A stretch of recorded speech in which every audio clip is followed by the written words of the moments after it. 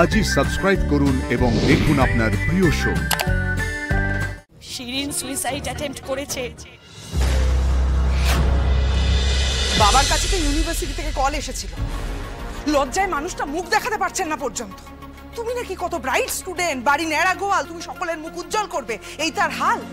তুমি টুকলি করো, টুকলি করে আবার ধরাও পড়েছো, তার জন্য কথা শুনতে হয়েছে আমাদের। ছি ছি ছি ছি ছি।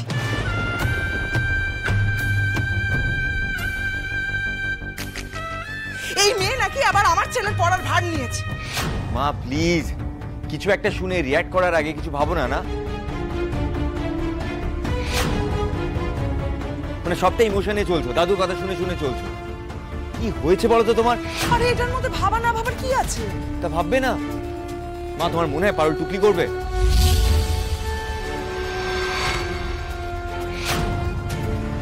আমি টুকলি করছি মানা যায়, মোল্লার টুকলি করছে তাও মানলাম।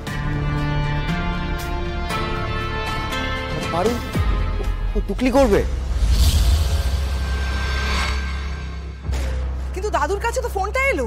ওকে ফাঁসানো হয়েছে মা। ফাঁসিয়েছে? কে ফাঁসিয়েছে?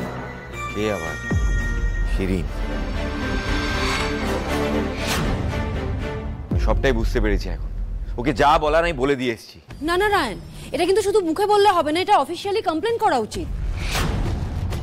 আমি করেছি কমপ্লেন পিসিমণি, ডিন স্যারকে আমরা জানিয়ে এসেছি, আর ডিন স্যার অ্যাগ্রি করেছে যে পারুল নির্দোষ।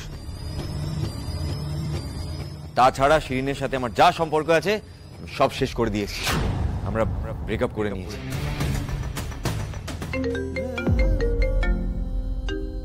শিরিন ফোন করছে। ধর না ধর, তুলে দেখ কি বলছে। একটা জোর ধমক দে, বারবার বিরক্ত করেন আর বেড়াই যাবে। লাউডস্পিকারে দে, লাউডস্পিকারে দে, আমরাও শুনতে চাই। শিরিন সুইসাইড অ্যাটেম্প্ট করেছে। ও স্লিপিং পিলস খেয়ে নিয়েছে। আমরা এক্ষুনি হাসপাতালে নিয়ে যাচ্ছি ওকে। হোয়াট?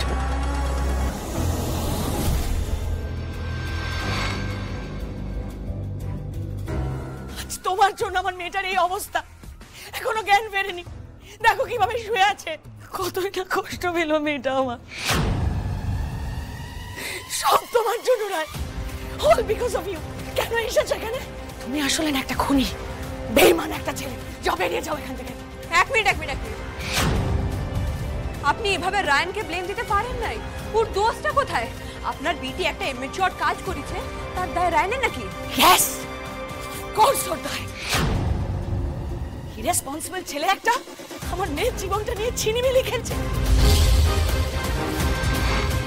ছোট থেকে রায়ন রায়ন রায়ন করেই তো ও বড় হয়ে উঠেছে। রায়নই ওর জীবন, রায়নই ওর স্বপ্ন। আর আজ থেকে গ্রাম থেকে একটা মেয়ে চলে এলো, আর তাকে দেখেই আমার মেয়েকে ছুঁড়ে ফেলে দিল।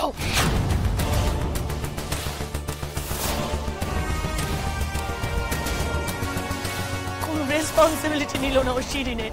কোন মেয়েটা সহ্য করবে বলবে? যখনই দরকার পড়ে তখনই বলবে Shirin, you are my body. আর এখন যেই নিজের সাথে আঘাত করলো অমনি ব্যাস। শোনো, আমার মতো ছেলেকে না বলে ছেড়ে দেওয়া